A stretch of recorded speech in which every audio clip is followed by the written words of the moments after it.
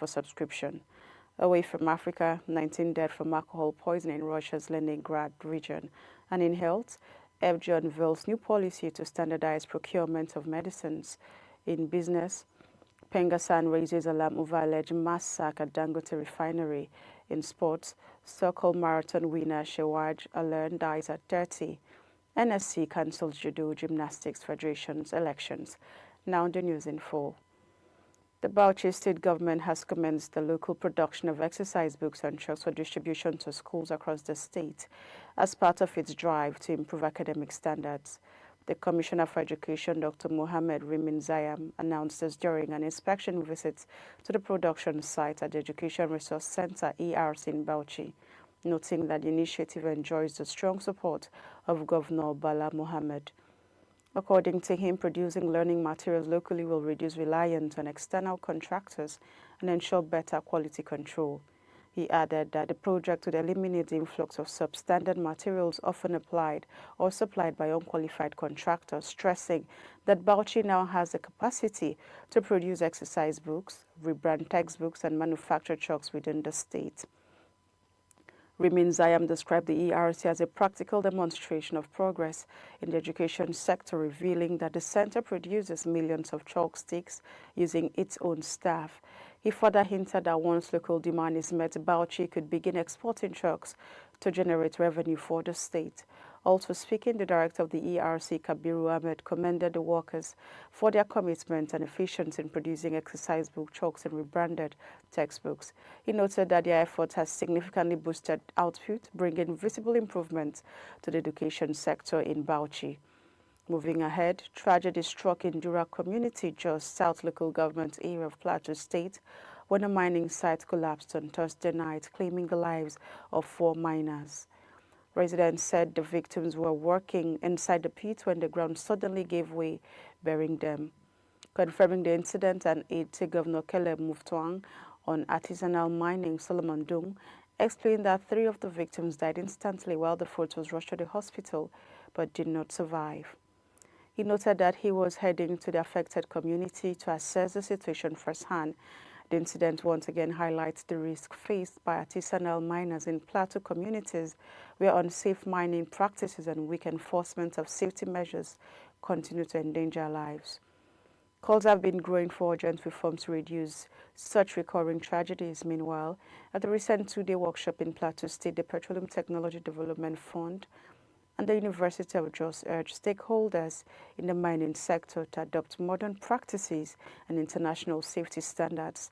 They stressed that improved safety compliance would not only protect miners, but also strengthen community development and reduce insecurity around mining areas.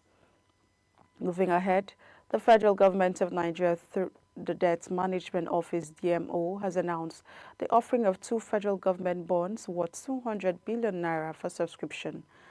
The issuance comprises a 5-year and a 7-year reopening bond valued at 100 billion naira, each priced at 1,000 naira per unit. According to the DMO, the minimum subscription is 50,100 with subsequent bids in multiples of 1,000. The 5-year bond due in August 2030 and the 7-year bond due in June 2032 both carry an interest rate of 17.95% payable semi-annually.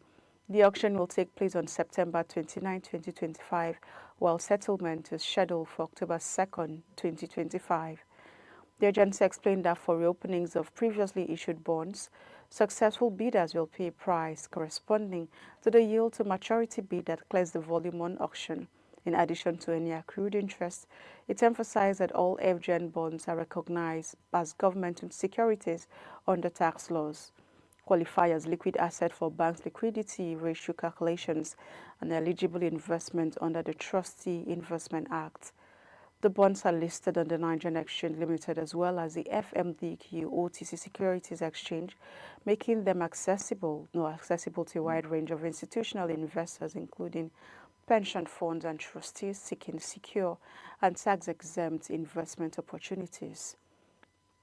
Away from Africa now, authorities in Russia's western Leningrad region have reported at least 19 deaths this month linked to suspected alcohol poisoning. The fatalities occurred in Slanty district, where officials said 8 of the cases have been confirmed as methanol poisoning. Investigators disclosed that a man and a woman have been detained after prosecutors launched a criminal case into the poisoning incident, believed to be caused by counterfeit alcohol. Such tragedies are not new in Russia, where the consumption of cheap homemade substitute remains widespread, and in recent years the country has witnessed several mass casualties of toxic drinks. In 2023, nearly 50 people died after consuming counterfeit cider, leading to lengthy prison sentences for those involved. A similar disaster in 2016 claimed more than 60 lives in Iraq, where residents consumed bath oil containing methanol. Despite tougher laws introduced after the Iraq tragedy, homemade spirits remain easily accessible, especially in poor rural areas where the high cost of vodka drives demand for cheaper and often dangerous alternatives. Latest incident underscores the ongoing challenge of curbing the circulation of toxic alcohol in Russia. For now, let's go on a break. The news continues when we return.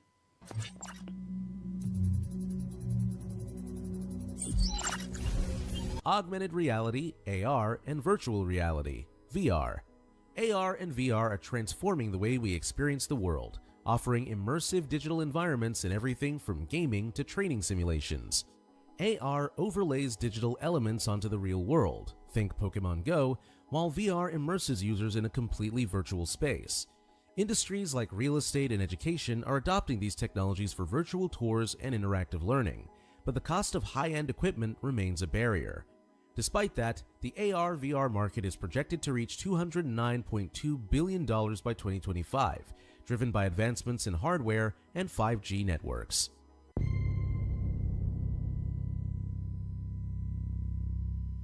Welcome back. If you're just joining us, this is still Idea TV News Update. Now, the rest of the stories. In health, the federal government has introduced a new policy framework to standardize the procurement of medicines and health products across the country, with the aim of improving quality, affordability, and transparency in the healthcare system. The initiative was announced by the Director General of the Bureau of Public Procurement, BPP, Maman Amadou, during a ceremony in Abuja.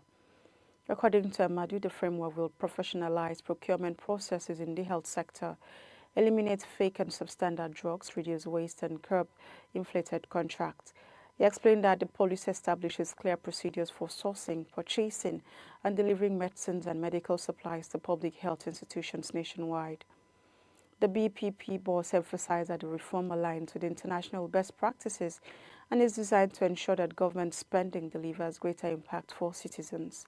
He added that the next phase would focus on community-based procurement strategies with deliberate inclusion of women, youth, and persons with disabilities in contract opportunities to promote inclusiveness and local participation.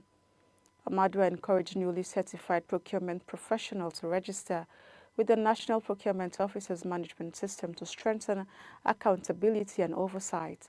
He stressed that the government remains committed to building a system that not only enforces rules, but also delivers real value to Nigerians, particularly patients who depend on the public health system.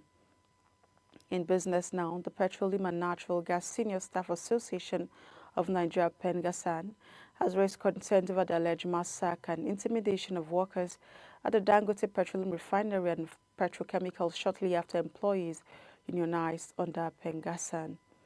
In a letter to the Lagos Zonal Chairman, jointly signed by the Caretaker Committee (CTC), leaders Esiogone Choice and Abdul Fattah Mohammed, the union alleged that management issued a mass termination notice via email to staff on Thursday night, just hours after a verification meeting confirmed workers' membership of the union. The committee also claimed that staff bosses were withdrawn, workers were denied access into the refinery premises, while expatriates continued to gain entry. PENGASSAN further accused management of targeting its leaders for intimidation and arrest. According to the CTC, an internal directive allegedly ordered the detention of branch chairman, an act the union described as a violation of Section 40 of the 1999 Constitution, which guarantees freedom of association. Responding, Femi Adekunle, Chief General Manager of Human Asset Management at Dangote Group, explained that the reorganization was prompted by reported sabotage incidents across refinery units which pose significant safety risk. He said the decision to disengage the affected workers was therefore taken as part of a broader restructuring effort. And now in sports, Ethiopian long-distance runner SHEWARGE ALENE has died at the age of 30. Organizers of the Stockholm Marathon have confirmed the ALENE's most recent competition was in May, where she emerged winner of the 2025 Stockholm Marathon. Over the course of her career, which spanned from 2011 to 2025, she competed in 27 marathons and claimed 12 victories in 27 marathons. According to organizers, she became unwell during a training session and was rushed to a hospital but could not be saved. They expressed condolences to her family and loved ones, describing her death as a painful loss to the athletics community. Alene's career highlights included setting a personal best time of 2:27:26 at the Cape Verde Town Marathon in 2023, cementing her reputation as one of Ethiopia's notable marathon athletes. Still in sports, the National Sports Commission (NSC) has annulled the recently conducted elections of the Gymnastics, Judo and Shooting federations, directing that fresh elections be held on October 18th in Abuja. According to the Commission, the earlier polls failed to align with the Ministry's guidelines and did not affect or reflect the principle of inclusive representation required under Nigeria's sports governance framework. In a statement signed by NSC's Director of Press, Dr. Kehinde Ajayi, the Commission stressed that all 14 constituencies must be represented in the leadership of every sports federation. These include 6 zonal representatives, as well as representatives from athletes, technical officials, military, paramilitary, NAWIS, NAFA SD, sponsors, and AFAN. NSC Director General Honorable Bukola Olopade noted that the strength of Sports Federation lies in inclusivity, insisting that no constituency will be excluded. He added that the October polls will be strictly supervised to ensure credibility. While gymnastics and judo are required to conduct zonal elections ahead of the national vote, the Shooting Federation, having completed the zonal stage, will proceed directly to elect its president and vice president. And that's all we have for your Nigeria TV news updates. But before we go, a quick recap of the headlines. We brought you news that BAUCHI has begun local production of books and chalks for schools. 4 killed as mining site collapses in Plateau. We also told you that FGN offers 200 billion naira bonds for subscription. Away from Africa, you heard that 19 dead from alcohol poisoning in Russia's Leningrad region. And in health, FGN unveils new policy to standardize procurement of medicines. And in business, PENGASSAN raises alarm over alleged massacre at DANGOTE refinery. In sports, Stockholm Marathon winner SHEWARGE ALENE died at 30. Still in sports, NSC cancelled Judo Gymnastics Federation's elections. Do not forget to follow us across all our different social media platforms. I am Chinatu Oji. Thank you for watching.